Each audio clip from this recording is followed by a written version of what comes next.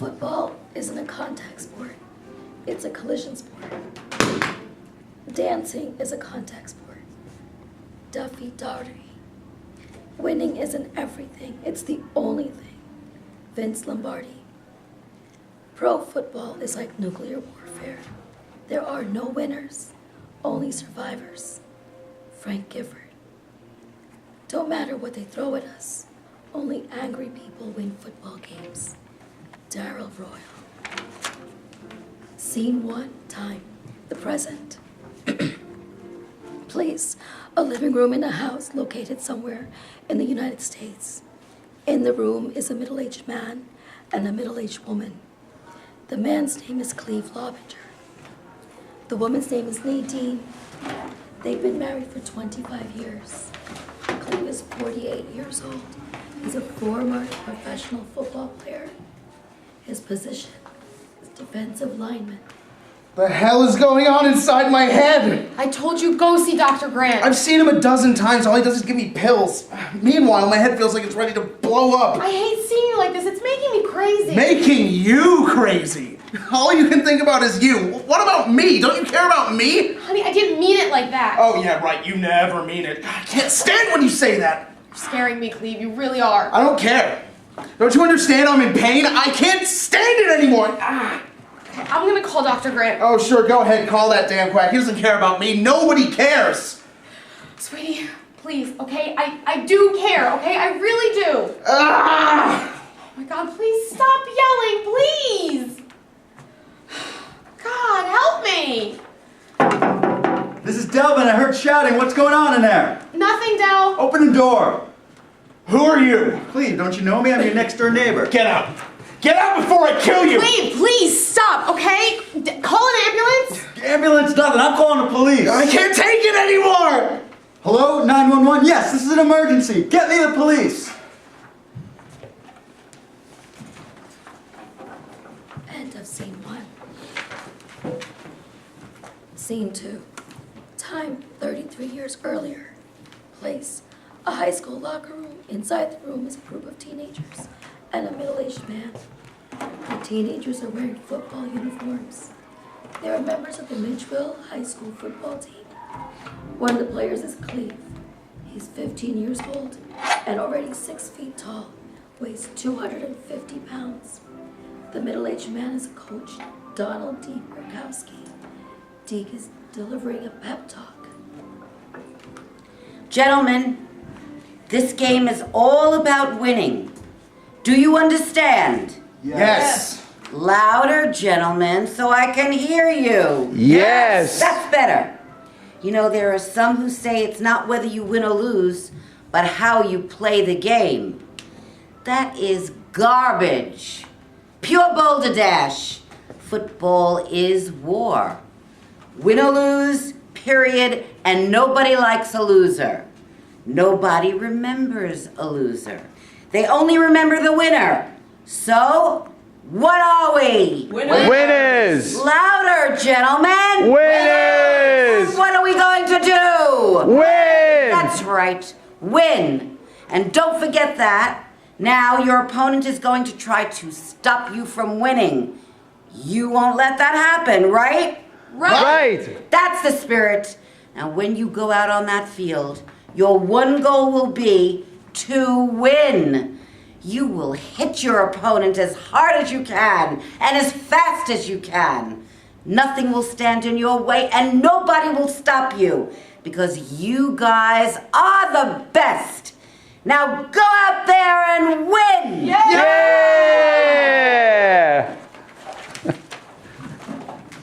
End of scene 2. Scene 3. Time, the next day. Place, the kitchen in the Laubinger home. Seated at the table are Cleve's father, Frank Laubinger, his mother, Mildred, and Cleve. They're eating dinner. Quite a spread today, Mildred. Thank you. I made it special for Cleve. Oh, that was some game yesterday. How many times you sacked that quarterback? 5. 5 times. Our son here is quite the football player. Yes, but I don't want him to get hurt. Oh, it's only a game, Millie. But it looks awfully violent. Stop being overprotective. The boy wants to play football, and he's good at it. Isn't that right, Cleve? Is what, right? Do you want to play football? Yeah, Dad, I want to play football. Make you proud of me? You've certainly done that. But don't forget your schoolwork comes Who first. cares about that? Son, football is important, but you still got to do well in your studies. Hey, will you get off my case, Dad? Not on your case. Yes, you are. You and Mom. Cleve, how can you say that? All you do is nag me. Do this, do that. What are you talking about? What's gotten into you? Well, just leave me alone. Cleve jumps up from his chair, picks up his plate of food, and smashes it against the wall. Runs off stage. Frank and Mildred are bewildered, shocked, and terrified. What the hell just happened? Oh my good Lord. I think we need to talk with someone fast. End of scene 3. Scene 4, time the next day. Place, Coach Deke Rakowski's office. Present are Deke, Frank, and Mildred. Oh, what can I do for you? We want to talk to you about our son, Cleve. Outstanding young man. Oh, you should be proud of him. We are. That's why we're here. I don't quite understand. Well, yesterday Cleve exploded while we were eating dinner.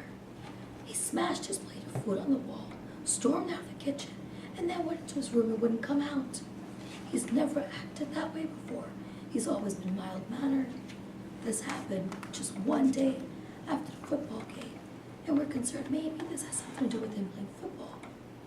Oh, Mrs. Laubinger, I care about every young man that plays on my team, and I can assure you that we would never have Cleve or any other player do anything that would be detrimental to their health. Yeah, we understand that, but football is a contact sport. I know what you're driving at. Because of the nature of the game, it puts players at risk. I've heard that before, and I can assure you that is wrong. If anything, football builds character. It promotes teamwork, sportsmanship, and builds self-confidence and leadership. We don't mean to suggest there's something wrong with playing football itself, but Cleve is still a child, and playing football may be too much for him.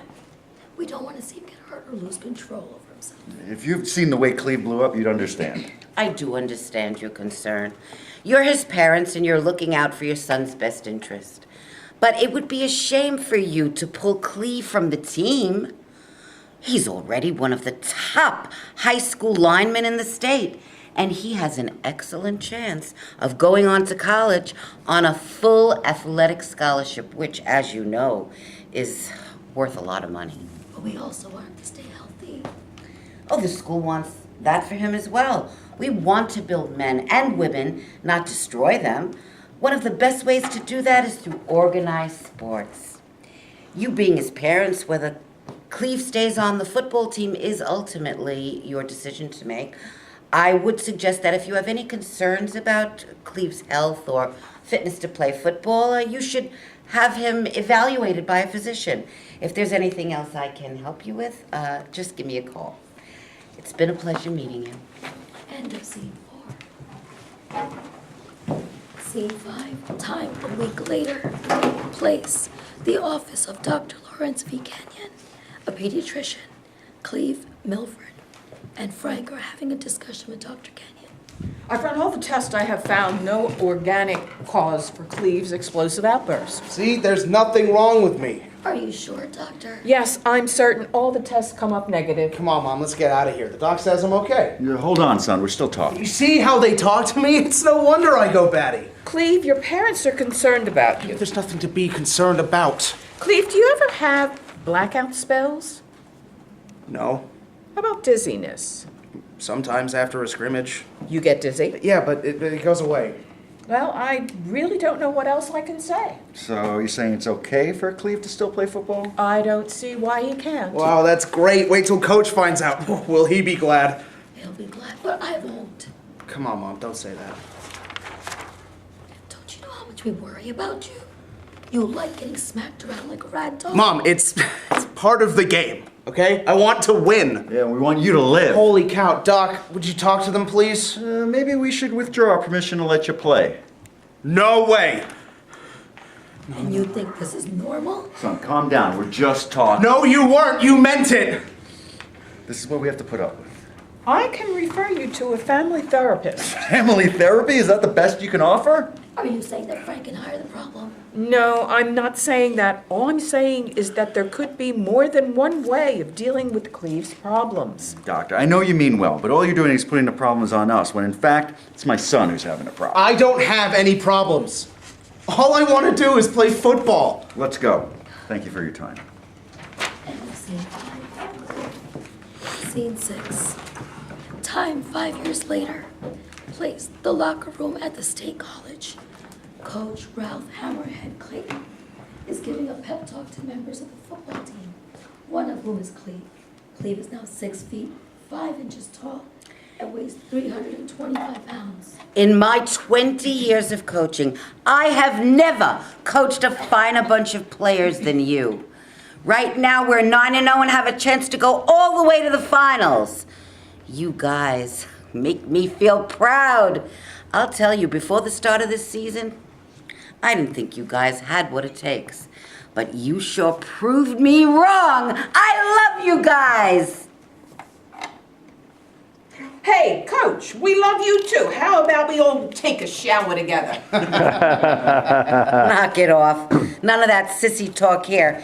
It may give you some weird ideas.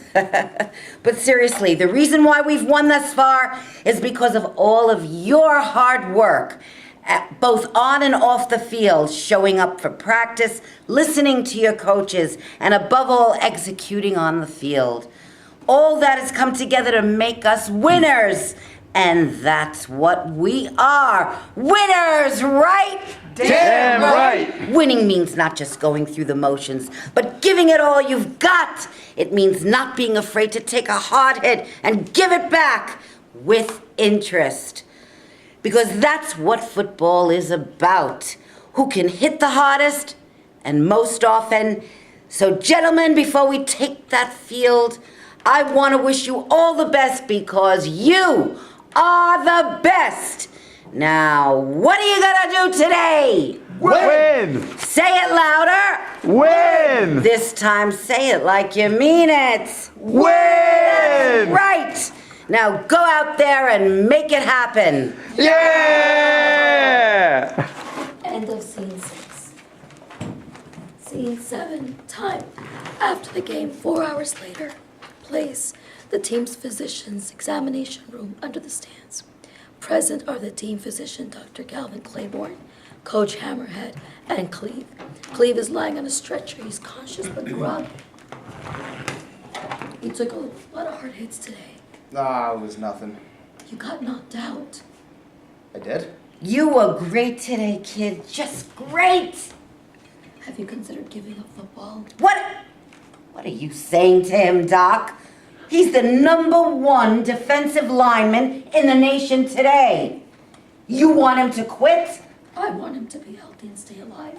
I want that for him too, and for all my boys. But I also want for them to have an opportunity to make some real money. Something that I missed out on when I was their age. Hey, Coach, don't worry about me, okay? That's the spirit. See, he wants to play. Of course he wants to play. He doesn't know better. And you keep pushing him. It can get him killed. Hey, Doc, you better can that talk right now because you do not know what you're talking about and it is demoralizing. We don't teach young men to play football to get them killed.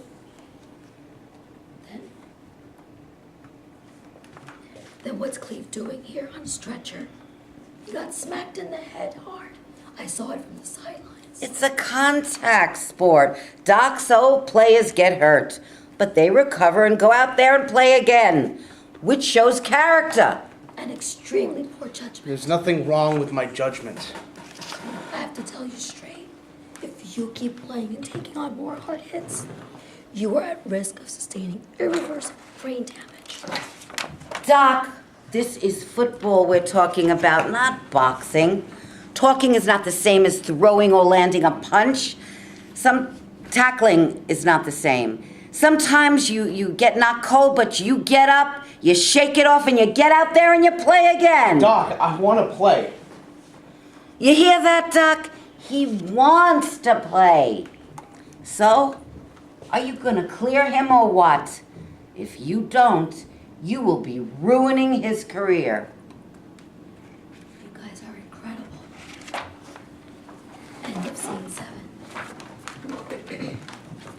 scene 8. Time 8 years later. The locker room of the Rocky Mountain Wildcats of the Continental Football Conference.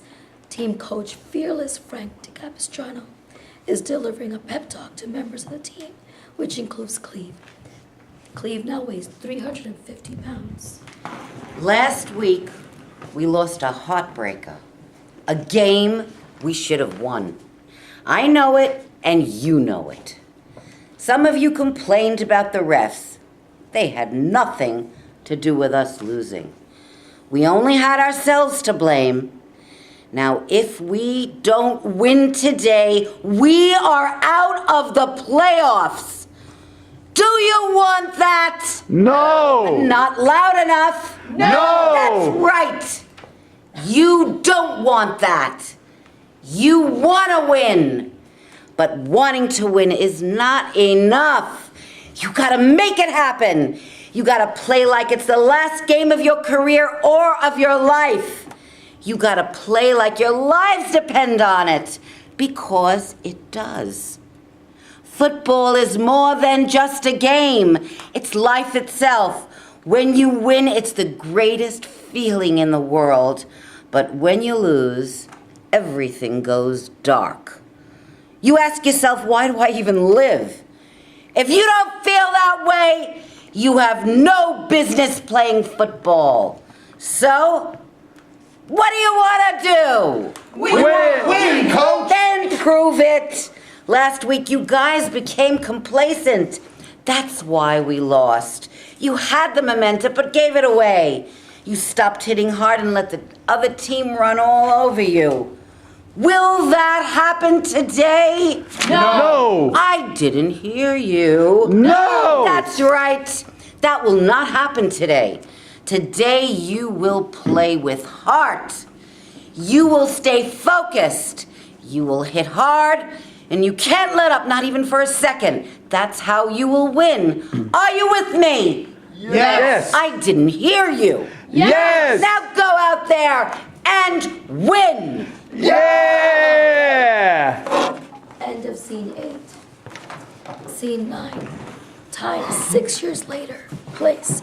Executive Office of the Rocky Mountain Wildcats. The room is packed with reporters. Standing behind a podium is Cleve. It's a press conference. Are the rumors true that you are retiring?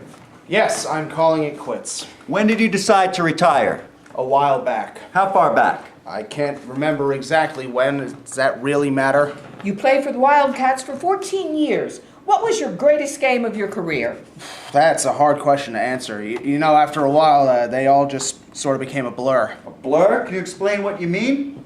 Well, after a while, it became hard for me to remember one game to the next. But there must be one game that stands out. Yeah, I'll get back to you on that. What are your plans now? I don't know, see if I can get a real job. You set the record for the most games played by a defensive lineman. Is that something you're proud of? To tell you the truth, after a while I lost count. I played each game one at a time. It wasn't like I was looking to set any records. Do you still have bad feelings about that incident with Willie Jones? That was a long time ago. He almost killed you with that That's hit. football. Sometimes things get out of hand. And how does your family feel about you retiring? My wife's very happy about that. She wanted me to retire years ago. And yet you continued playing. Yeah, I did. My team needed me. And maybe you needed them? Now you're just trying to get inside my head. Please, just don't go there. Last year, it was reported that you were seen by a neurologist who recommended that you stop playing. Is that true? I was having some headaches, that's all. My retiring has nothing to do with that. It's just hard for me to concentrate now. When did that start? What are you now, my doctor? No, I'm just a reporter trying to do his job. Well, Mr. Reporter, here's your story. Cleve Laubinger is quitting after 14 years of playing the roughest, toughest game on the planet. I've played against the best, and I've given all I have. I've taken hits and dished them out, and never ducked a game. My only goal was to win. And you feel like you're going out a winner? Yes, I do. Why? Because I had the chance to do what I always wanted to do. Play football. And because I'm still alive. Take care, guys. End of scene 9. Scene 10. Time, the present.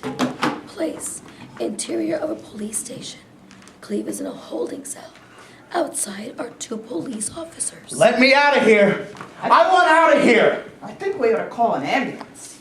I told you what the Sarge said. He said keep Laubinger locked up for the time being until he calms down. But he's not calming down. I know that, but if we dump him into the hospital, who knows what he's gonna do? Well, they have doctors to deal with that. What do you want from me? We're following orders. Hey!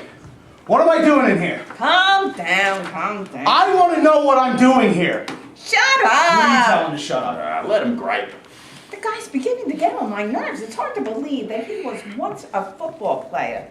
Now he's a fruit bag. Hey, you guys, I want out of here now! Stop that head banging. I'm Nadine Laubinger, Cleve's wife. Where's my husband? Nadine, get me out of here! You need to go to a hospital. Hospital? There's nothing wrong with me! I've just got a headache. Give me a couple aspirins, a shot of whiskey, and I'll be alright. Don't you remember what you did at the house? What did I do? You lost control. You busted down the door and you almost hit me. That is a lie. I would never hit you. But you gotta get me out of here. I can't stand being caged up like an animal. He doesn't remember anything. I think he needs to go to a hospital. There's something wrong with him. First, he has to be arraigned. Arraigned? He's sick. Yeah, we know that, but while he's in our custody, we have to follow procedures. Okay, look, I'm not gonna file charges, okay? Will you call an ambulance or should I?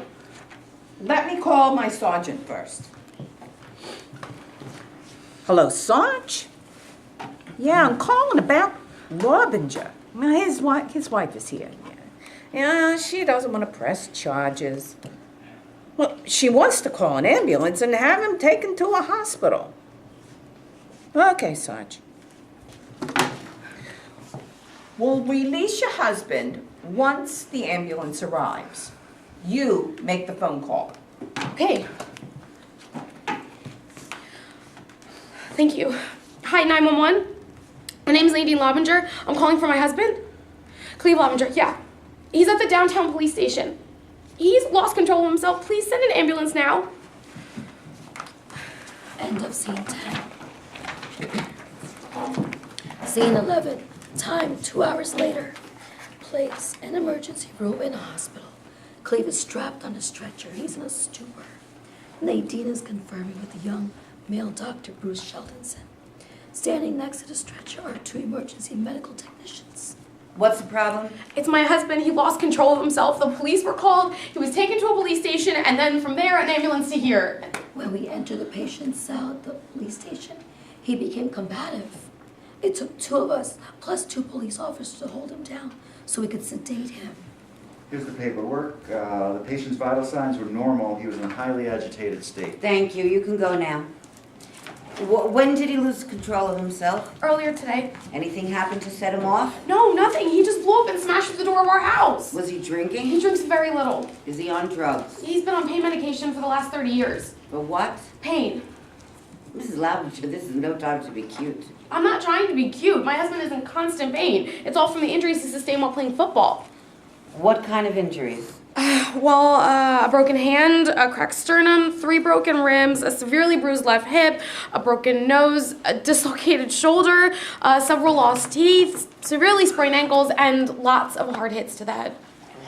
Where am I? You're in a hospital emergency room. My name is Dr. Sheldonson. Your wife Nadine is here too. Nadine, How are you feeling? out of it. I understand that you had some problems today. What problems? What's he talking about? Don't you remember?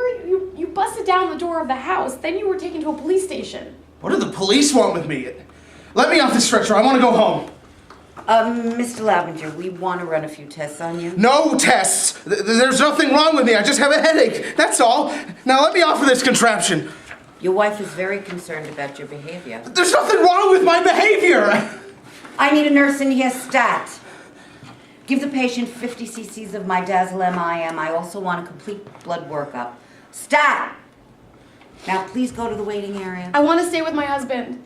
Please do what I ask. I can't argue with you right now. I'll be outside waiting for you. What the hell is going on here? That's what we want to find out. End of scene 11. Scene 12. Time 1 month. There will be a brief intermission.